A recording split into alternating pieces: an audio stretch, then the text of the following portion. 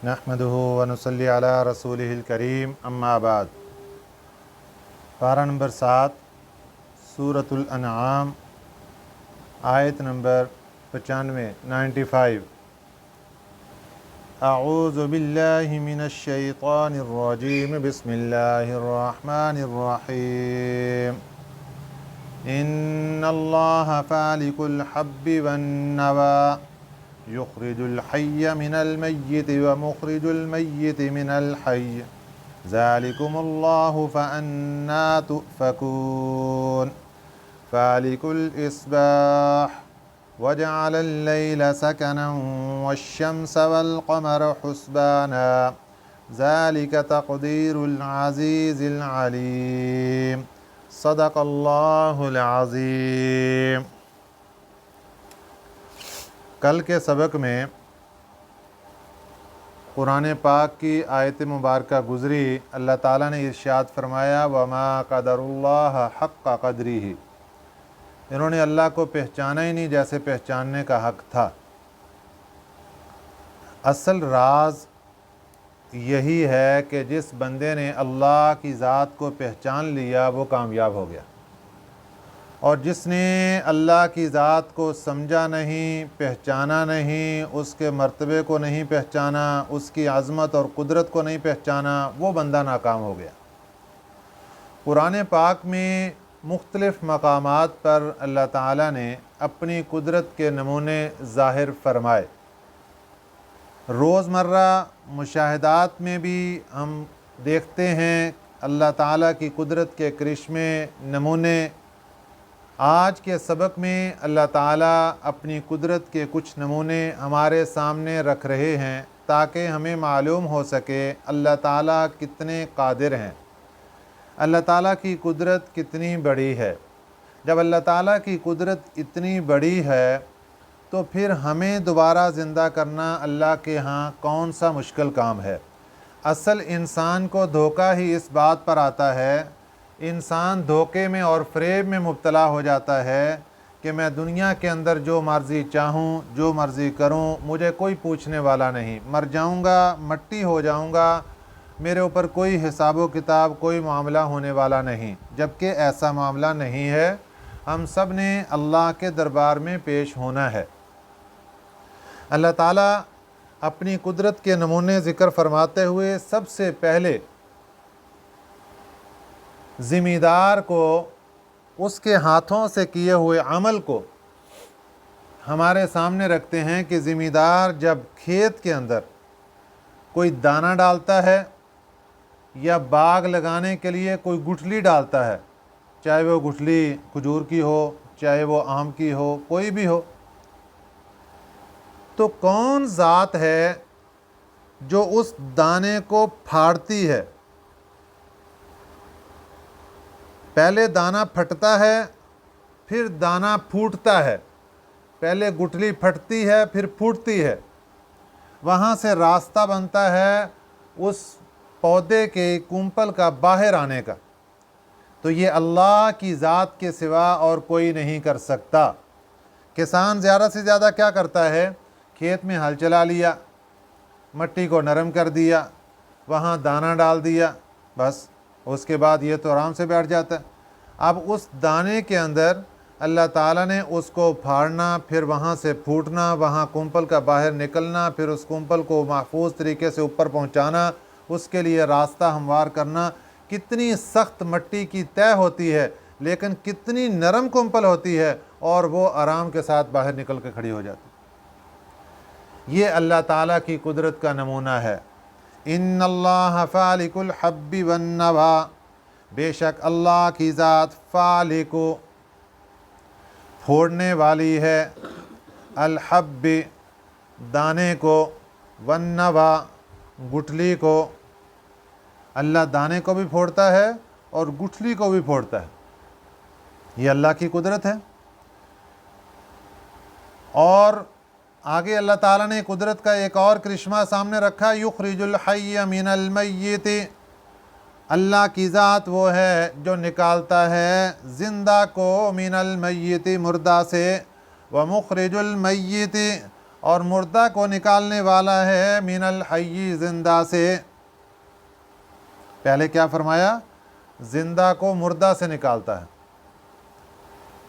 انڈا دیکھیں، مرغی کا انڈا، اس میں سے یہ مردہ ہے مرغی کا انڈا اور وہاں سے زندہ بچہ نکل آتا ہے۔ وَمُخْرِجُ الْمَيِّتِ مِنَ الْحَيِّ، اور نکالنے والا ہے مردے کو زندہ سے۔ یہ مرغی کا انڈا، زندہ مرغی سے یہ مردہ انڈا اللہ تعالیٰ نکال دیتے ہیں۔ یہ ساری قدرت کے کرشمے ہیں۔ اس میں ایک تو یہ ظاہری معنی آپ کے سامنے آ گیا، یخرج الحی من المیت ومخرج المیت من الحی۔ اللہ کی ذات وہ ہے جو زندہ کو مردے سے نکالتی ہے، مردہ کو زندہ سے نکالتی ہے۔ اور ایک اس کا مجازی معنی بھی مفسرین اکرام نے کیا ہے، وہ کیا ہے کہ اللہ کی ذات وہ ہے یخرج الحی، جو نکالتی ہے زندہ کو۔ یہاں زندہ سے مراد نیک بندہ، من المیت مردہ سے، مردے سے مراد گناہگار کافر بندہ۔ اللہ اپنی قدرت کا کرشمہ کبھی یوں دکھاتے ہیں کہ گناہگار کے گھر میں اللہ نیک کو پیدا فرماتے ہیں، کبھی اللہ کی ذات قدرت کا کرشمہ یوں دکھاتے ہیں کہ کافر کے گھر کے اندر، مشرک کے گھر کے اندر اللہ اپنے نبی کو پیدا فرما دیتے ہیں۔ اور کبھی وَمُخْرِجُ الْمَيِّتِ مِنَ الْحَيِّ، کبھی اللہ نکالتے ہیں مردے کو زندہ سے۔ نیک کے گھر میں بدبخت پیدا ہو جاتا ہے، نیک کے گھر میں کافر پیدا ہو جاتا ہے، نیک کے گھر میں ظالم اور گناہگار پیدا ہو جاتا ہے۔ یہ بھی اللہ کی قدرت کے کرشمے اور راز و نیاز ہیں۔ ذالکم اللہ فأنا تؤفکون، ذالکم اس میں اشارہ ہے، اللہ ذالکم، اللہ نے پیچھے کچھ چیزیں گنوائی، میں یہ کر سکتا ہوں، اللہ یہ بھی کرتا ہے، اللہ یہ بھی کرتا ہے، اللہ یہ بھی کرتا ہے۔ اور چیزیں گنوانے کے بعد، فہرست پیش کرنے کے بعد اللہ کی ذات اعلان فرماتی ہے ذالکم اللہ، او لوگو یہ ہے اللہ کی ذات، یہ ہے پاور اور قدرت والی ذات۔ فَأَنَّا تُؤْفَكُونَ، پھر تم کدھر بھاگے جا رہے ہو؟ یہ سوالیہ انداز اللہ نے کر کے چھوڑا۔ اتنی پاور والی ذات، اتنی قدرت والی ذات، اتنی عظمت اور بزرگی والی ذات، فَأَنَّا تُؤْفَكُونَ، پھر تم کدھر بھاگے جا رہے ہو؟ آگے پھر اللہ نے لسٹ پیش کی، فالق الاصباح، فالق کو مانا وہی پھوڑ نکالنے والا، الاصباح صبح کی روشنی۔ اللہ کی ذات وہ ہے جو پھوڑنے والی ہے صبح کی روشنی کو۔ رات کا اندھیرا تھا، کوئی تصور نہیں کر سکتا تھا کہ اتنے گھٹاٹپ اندھیرے کو دور کرنے والا کون ہوگا۔ وہی اللہ کی ذات تھی جس نے رات کے اندھیرے کو پھاڑ دیا اور وہاں سے صبح کی روشنی کو نکال دیا۔ فالق الاصباح مراد اس سے صبح صادق ہے۔ وجعل اللیل سکنا، اللہ کی قدرت کے نمونوں میں ایک نمونہ یہ آ گیا کہ وجعل اللیل، اللہ نے بنایا رات کو سکنا، سکون سے ہے، آرام کرنے کے لیے۔ یہ بھی میرے اللہ کا بہت بڑا انعام ہے کہ اللہ نے رات بنائی سکون حاصل کرنے کے لیے۔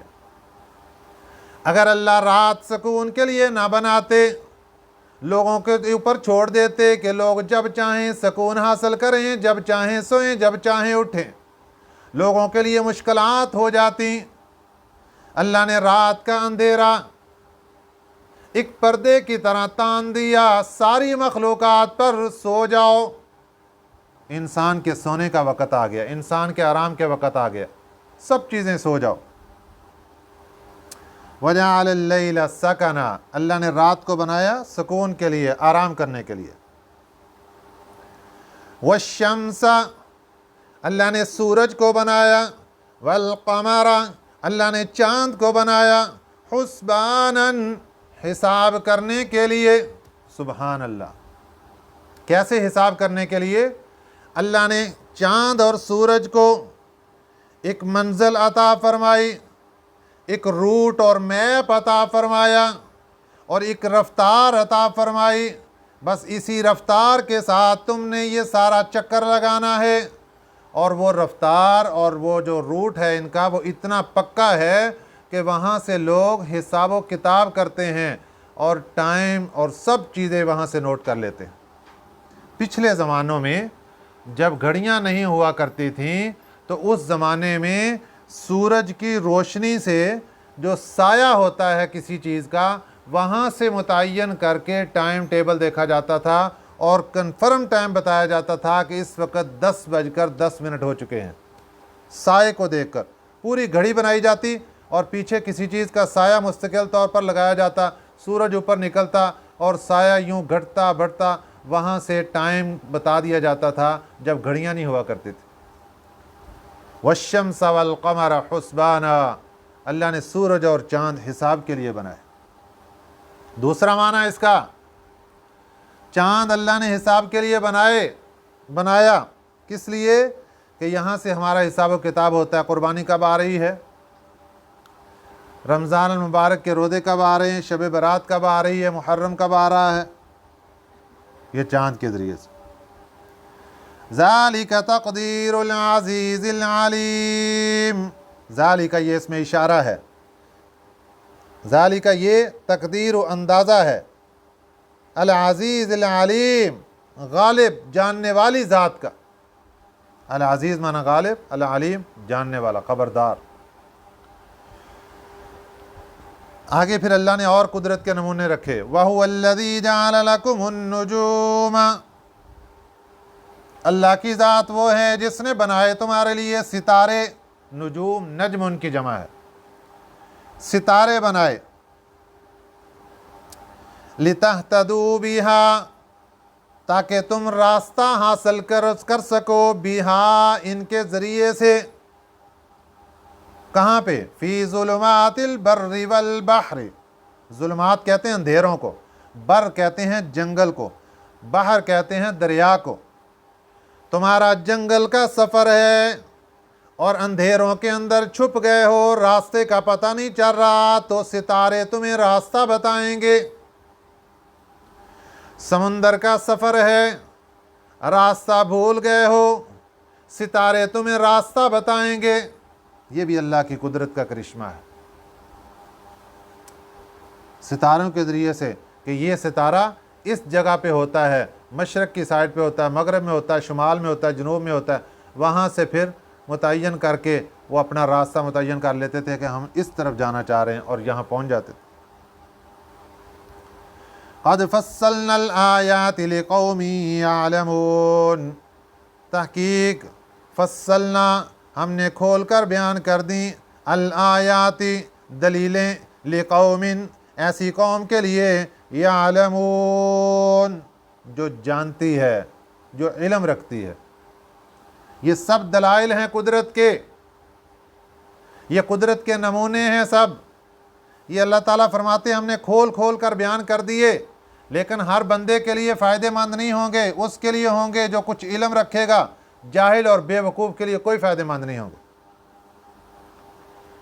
वहुवल्लज़ी अंशअकुम, अल्लाह की ज़ात वो है जिसने पैदा किया तुम्हें, मिन नफ्सिन वाहिदतिन, एक ही शख्स से।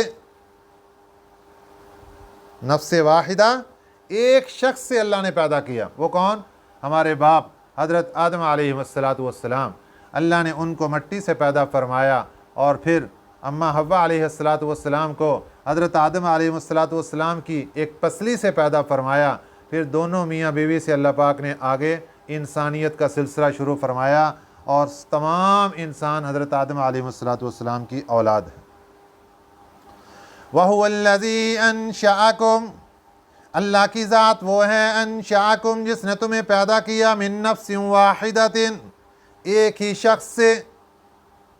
फमुस्तक़र्रुन, ایک تو تمہارا ٹھکانہ ہے وہ مستودع، اور ایک تمہارا مستودع ہے۔ مستودع کا معنی امانت کی جگہ۔ تو عام سمجھانے کے لیے ہم یوں ترجمہ کر سکتے ہیں فمستقر، ایک تمہارا زیادہ دیر ٹھہرنے کا ٹھکانہ، ومستودع، اور ایک تمہارا تھوڑی دیر ٹھہرنے کا ٹھکانہ۔ امانت جیسے کسی کے پاس رکھوائی جائے تو کچھ وقت کے لیے رکھی جاتی ہے، اسی طرح اس کو مستودع کہا گیا۔ دو ٹھکانے ہر انسان کے پاس، ایک عارضی ٹھکانہ، ایک مستقل ٹھکانہ۔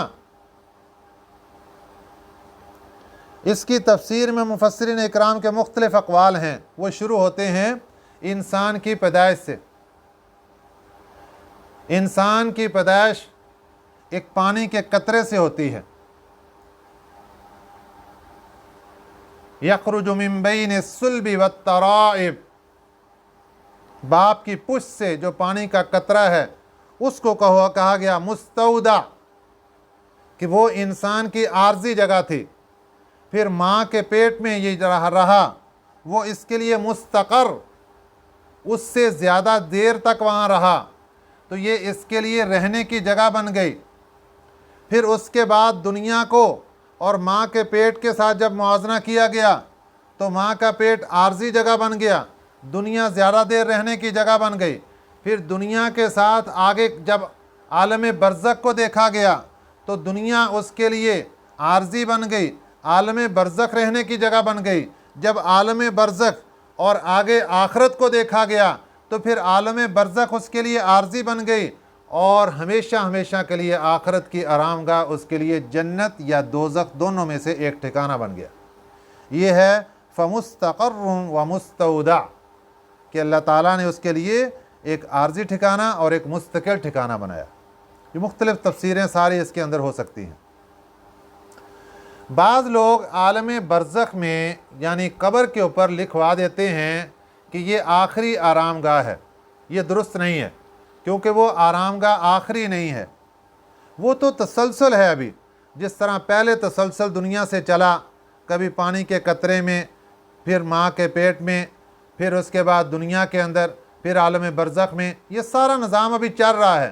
آخری آرام گاہ انسان کی یا جنت ہے یا دوزخ ہے، اس لیے قبر کے اوپر یہ لکھوانا کہ یہ آخری آرام گاہ ہے، یہ درست نہیں ہے، جائز نہیں ہے، کیونکہ قبر آخری آرام گاہ نہیں ہے۔ قبر تو ویٹنگ روم ہے، قبر تو انتظار کی جگہ ہے کہ آگے کیا فیصلہ ہونے والا ہے۔ انتظار میں بیٹھے ہیں سبھی لوگ، کوئی ہزاروں سال سے بیٹھے، کوئی سینکڑوں سال سے بیٹھے، کوئی سالوں سال سے بیٹھے، کوئی مہینوں سے بیٹھے، اور کوئی قیامت تک بیٹھے رہیں گے۔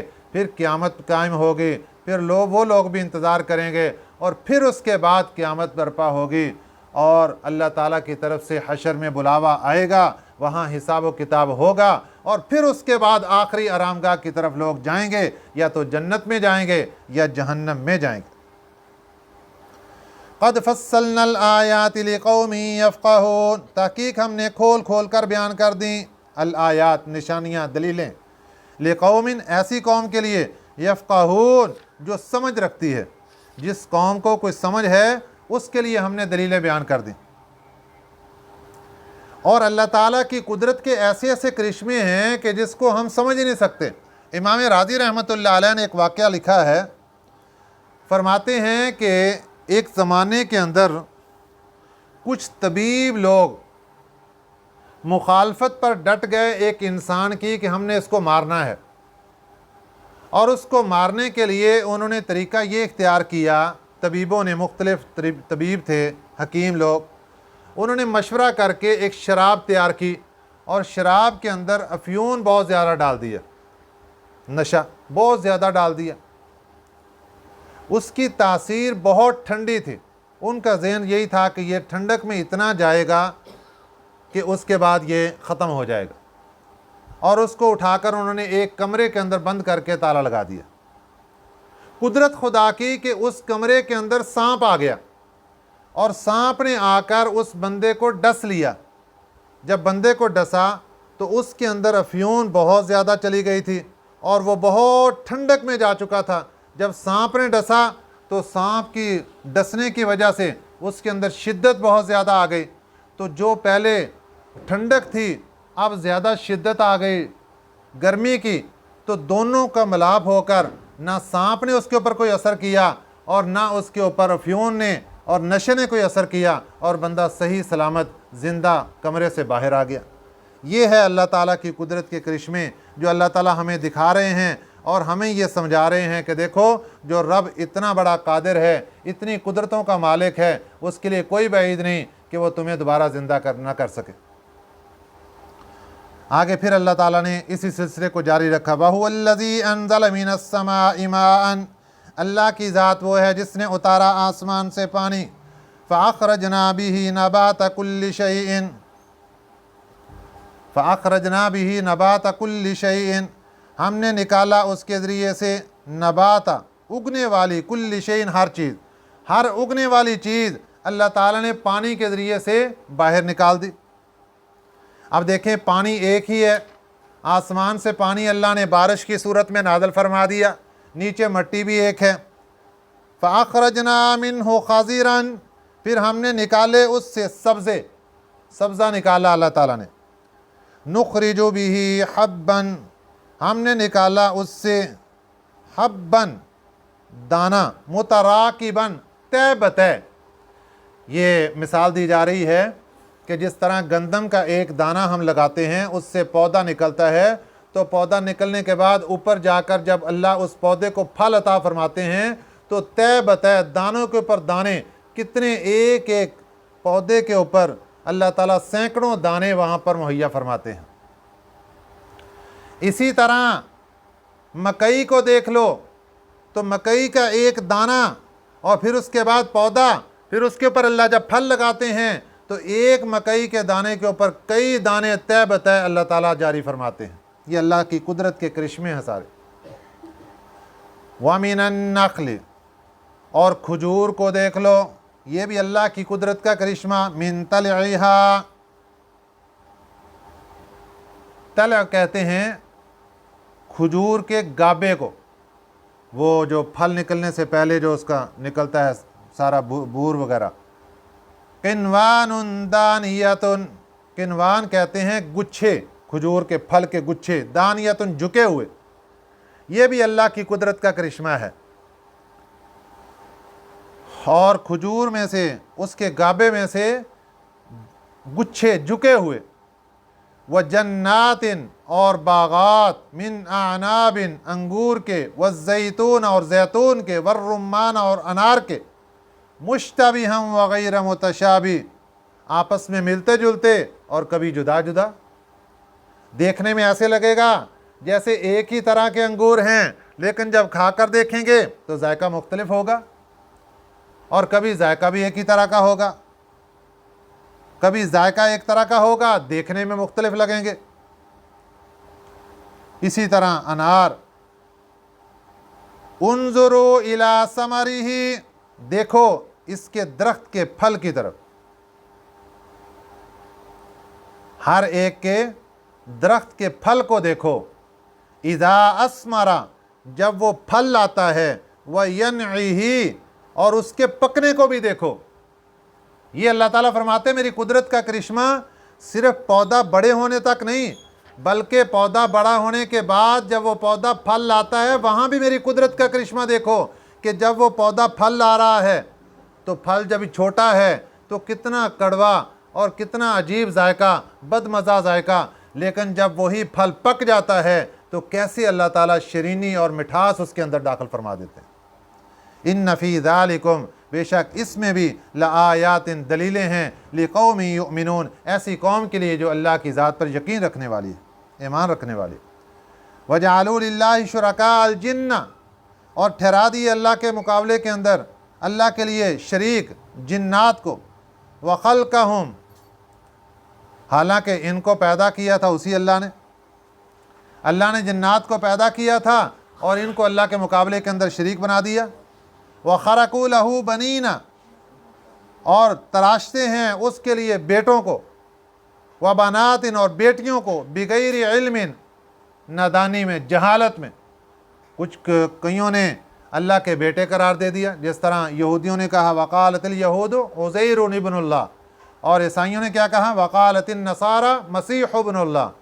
और जो इधर थे मक्का के मुशरिकीन, उन्होंने कहा फरिश्ते अल्लाह की बेटियां हैं। किसी ने बेटे बना दिया, किसी ने बेटियां बना दिया। सुब्हानहू, अल्लाह की ज़ात पाक है, व तआला, और बुलंद है, अम्मा यसिफून, उन चीज़ों से जो ये बयान कर रहे हैं। जो लोग ये चीज़ें बयान करते हैं, अल्लाह की ज़ात इन सब चीज़ों से पाक है और बुलंद है। इसलिए जिसने अल्लाह की ज़ात को समझ लिया उसने सब कुछ समझ लिया, और जो अल्लाह की ज़ात के समझने से बहरावर रहा और उसको समझ ना आई अल्लाह की ज़ात, वो इंसान नाकाम हो गया। दुआ है कि अल्लाह ताला हमें सबसे पहले अपनी ज़ात की समझ की तौफीक अता फरमाए। जब अल्लाह की ज़ात हमें समझ आ जाएगी, अल्लाह की अहमियत हमारे दिल के अंदर बैठ जाएगी, अल्लाह की कुदरत हमारे दिल के अंदर बैठ जाएगी, फिर किसी चीज़ को समझना मुश्किल नहीं होगा। जन्नत भी समझ आएगी, दोज़ख भी समझ आएगी, अल्लाह का एक एक फरमान भी समझ आएगा। और उस वक़्त तक समझ नहीं आता जब तक खालिक और मालिक और इस कायनात के राज़िक की बात समझ नहीं आती। दुआ है कि अल्लाह ताला हमें सही समझ नसीब फरमाए। आमीन। वमा अलैना इल्लल बलागुल मुबीन।